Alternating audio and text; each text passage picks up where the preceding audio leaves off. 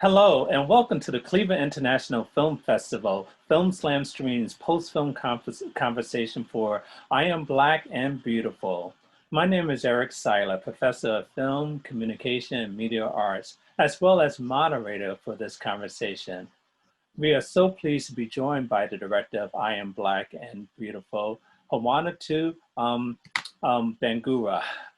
Hawanatu is an Afro-Australian award-winning director, writer, and producer. She was part of the prestigious Screen Producers Australia. She has written, produced, and directed over 12 short films of various genres, including dance, experimental, drama, documentary, and animation. Hawanatu's films are driven by her personal values, so themes of social justice, empowerment, identity, peace, hope, and wisdom are all strong in her work. Hawanatu's passion about using her film as a platform to raise consciousness about social issues and social injustices. Hawanatu, thank you very much for joining us today.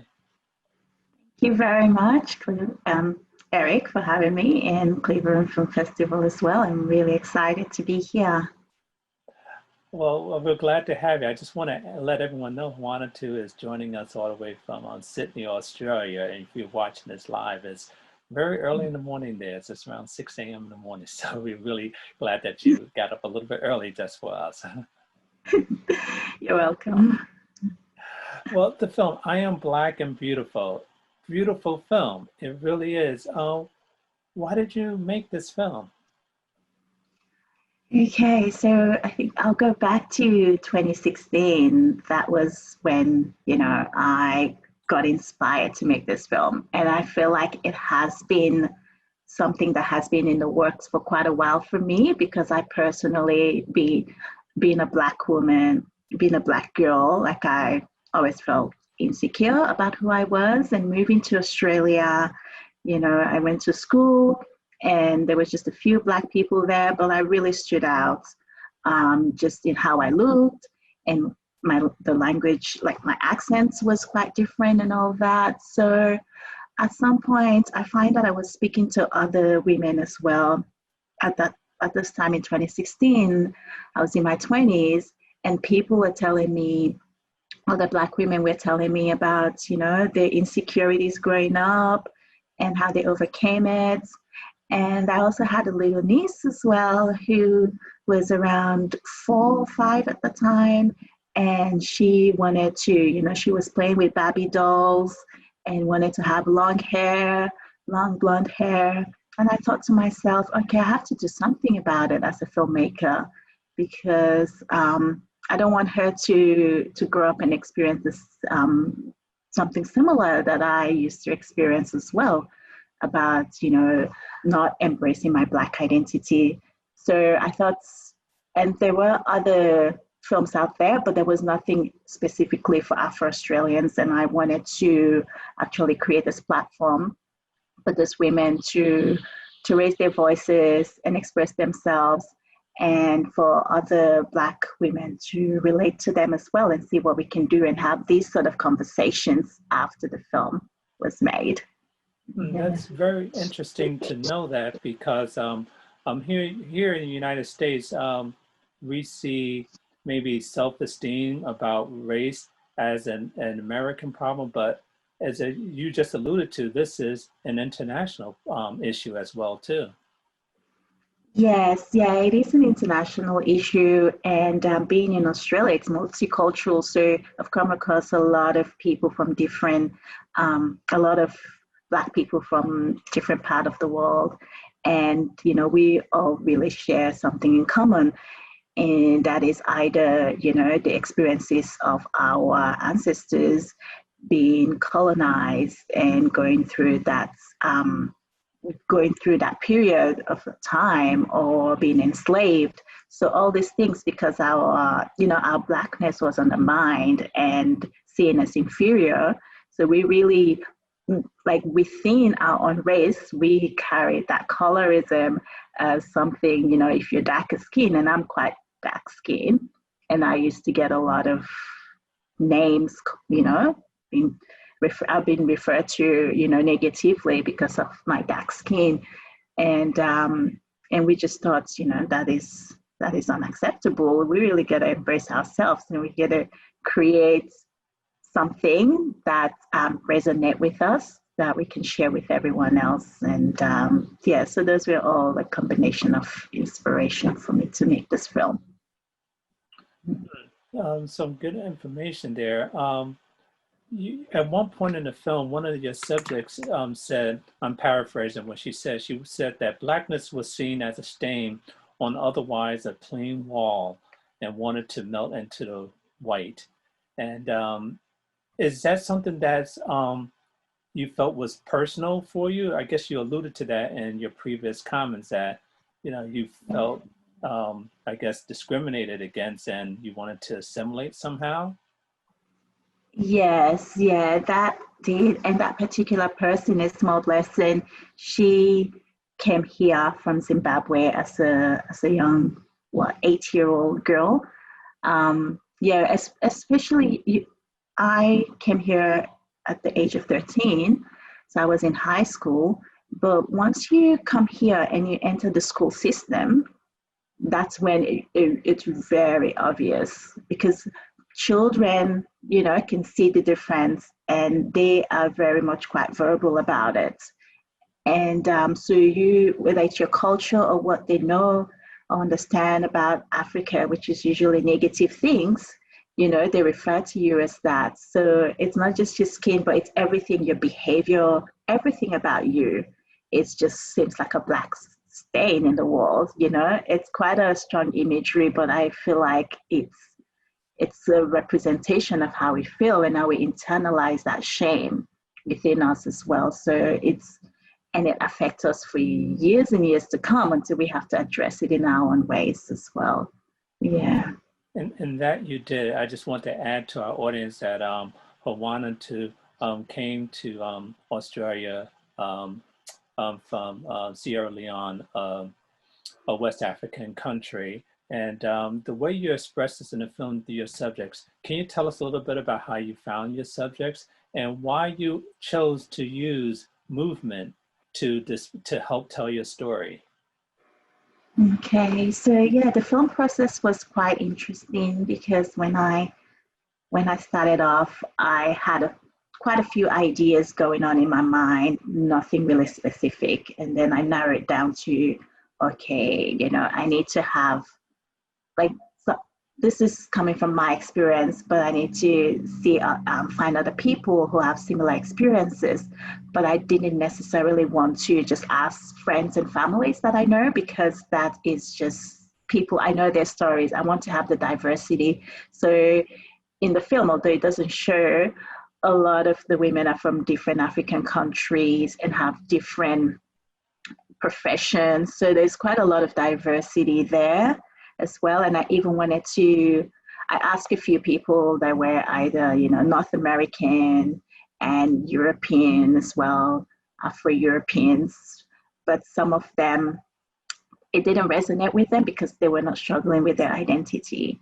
So the way I found some of these women, one of them in particular, Ebube, was, I saw her on the street, and she was just sharing about her experience. She used to live in regional New South Wales, so the state where I live in in Australia. And regional New South Wales, it can be quite isolating for Black families. So she was there with her mom and family, and that story kind of intrigued me because I was like, oh, I've never met anyone who have lived their life back in regional Australia. Can you be part of my film? And then a few other people, I just found them on Facebook. I was just looking through some African Black groups, and I see that they stand out in their own way, and maybe what they do as well, their profession and all that. And in particular, in terms of the movement, I am really into dance and movement, and I thought, we can tell a lot by the movement. So I got the 3 dancers, professional dancers, and they were interpreting what the women were saying in dance movement. And I thought that would be quite strong. And we needed to have an action that complements what the women are saying. And in the film, you know, we really wanted to strip down all the distractions and simplify, you know, our intention of what the message is. So I felt like that was brought up, that was shown quite powerfully through dance. Well, very good information there about the film.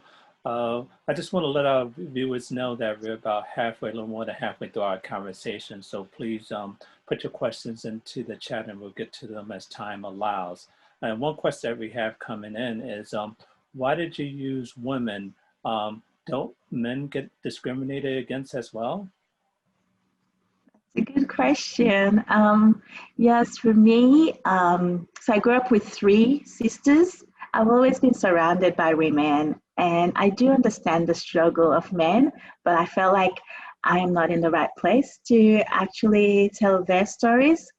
So I, like a lot of the things as well, men, like even when I show it to women, you know, to an audience, men do come up to me and I realize that, okay, there is, you know, there's stuff going on there and they want to open up and talk about as well, which at the time my focus was just on women, and I thought we needed to tell our story first. So hopefully, you know, in the long term, there might possibly be collaboration with other men as well. I feel like they have to drive it because it's their story.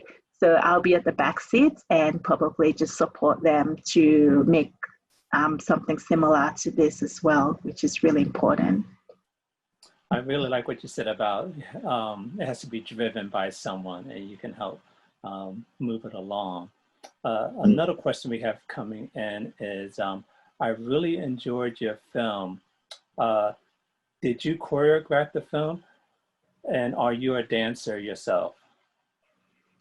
I'm loving these questions. Yeah, I used to dance, but not at all, not a professional dancer. I used to dance in the community and we used to perform in different community events. So I've always had a big love for dancing. For this film, I did not choreograph it, but because I had these professional dancers, I pretty much, it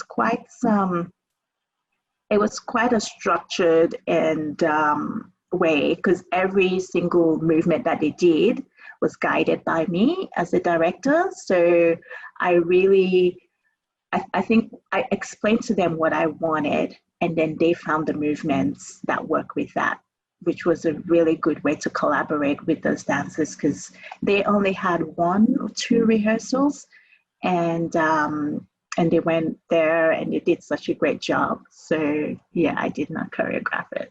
So. All right, all right. That's good to know, but I'm sure you had some input with your dance background. Yeah. Another question we have coming in is, can you tell us the meaning behind the makeup on the women? I guess the women had on some type of ethnic makeup. Was there some type of meaning behind it? Yeah, so the dancers, so with that, it's usually like back home in Sierra Leone, we put on that for, you know, celebrations, for rites of passages, like we do the dots and things like that. The dots, they could have specific meanings, but we're not sure. We just, you know, we just thought we'll just do aesthetically what looks good. But it was just for me, I used that just to, you know, just to reflect our root of where we come from. That representation was really important to have there. And usually as well in dance performances or celebrations, we would do the dots thing, and it kind of like brings us closer to our roots and our ancestors. So it's just a nice thing to have. Yeah, that really adds to the telling of the story. A question I have for you is, how has the film been received by your subjects and people who have watched it in festivals? Yeah, so I'll go first with the participants. They really liked it, and I think because it was quite personal to them. So the initial reaction is like, "Oh, I didn't know this is how it looked." Like they love everything about it, but it's like their personal stories can be quite confronting. as well, as that would have been the first time for them to even share it to anyone. And imagine having a bigger audience. But in terms of the subject, because some of them are performers and all that, so that was the initial reaction. But they just absolutely love it and they're supporting the film. And because it's been shown overseas, and I've been to Canada and the US during the screenings at film festivals there, and also in Sydney. It has been shown here, which was really great. That was last year.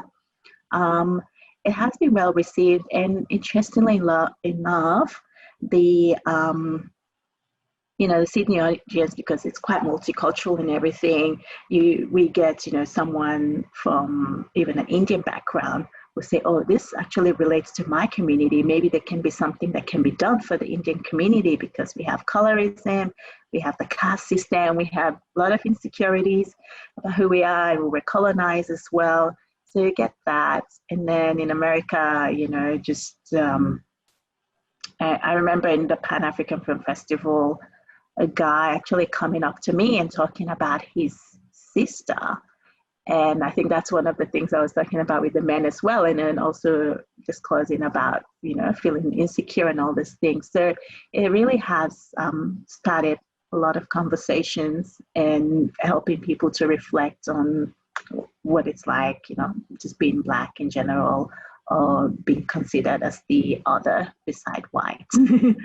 So, yeah. Well, good. I have another question that's come in, and this is kind of my question too, but I like the way this person framed it, is why did you have the women in the film in a white background? Did they represent stains that they were trying to overcome? So I guess. Oh, wow. Yeah, that's a good way to look at it. I did like the contrast, like the black and whites, and hence, the women being Black, we wanted to have a white background, but it did not necessarily represent the stain, but I guess you can interpret it the way you want to. But yeah, that's a good one. Yeah, of course, yeah. Films, is open, can have a lot of different interpretations. So maybe intended and unattended as well too. Yeah, so you could just say, yes, I meant to do that. Yes, I'll take that answer. Oh, good. We're almost out of time. Just a couple more questions for you. Film wasn't that long, but is there anything that you would have done differently to help get your point across? I thought it was highly effective. What would you have done differently? Actually, with that question, I don't think I would have done anything differently. I think actually, when I saw the film, it was just beyond my expectation from my initial idea. Like, it's evolved so much that I don't think I would have, there was nothing really. And I mean, as a filmmaker, there might be like a little technical, little itsy bitsy, but in terms of the story and the content, it was just, perfect. Okay, I thought so too. You touched on the elements that people of color have with self-esteem, nose, lips, hair, speech, and so forth. So you did a fantastic job of addressing that. As we are wrapping up here, tell us what's next for you. What are you working on now? I'm sure you're continuing on with your having your films be serve as a voice for activism. Can you tell us what's coming up next for you? Yeah, so I made the film in 2017, and just due to this film, some of the participants, we're working together. Because some of them are creative. So we're working together now as a collective to create a web series called Afro Sisters, and that tells the stories of Afro-Australian women in Sydney, in a specific suburb, which is Western Sydney. And, we look at the idea of hair. So it's set in a hair salon, and that's where, we tell a lot of our stories. And so it's quite an interesting one, and we want to do a web series out of that. So that literally stemmed from I Am Black and Beautiful. It's like a continuation of that. And then beside that, because I've been, here in I've been a part of a lot of Q&A after the screening of I'm Black and Beautiful, and also the experience, the process of making the film and gathering the stories, doing workshops with the participants has led me to start my own business, which is called Mahawa Creative. And with that, I'm running workshops to address women's mental health and self-worth issues. So that's through storytelling, using creative tools, arts and crafts, and also self-care, mindfulness practices. So we do a combination of that. And at the moment, that's what I'm really focusing on, because I feel like the film is great for discussions, but on a practical level, I also need to do something that can create transformation for these women. And hence, yeah, that's the workshops are really good for that. So that's where, yeah, that's what I'm doing. Well, that's very remarkable, very commendable.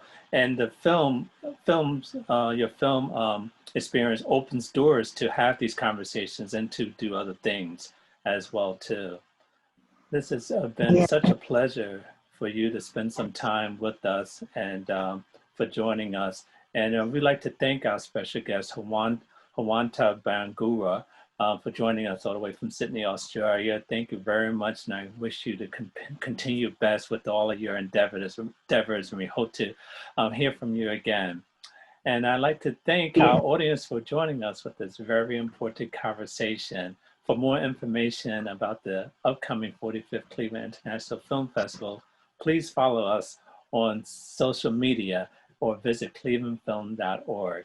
Thank you for joining us. I'm Eric Siler.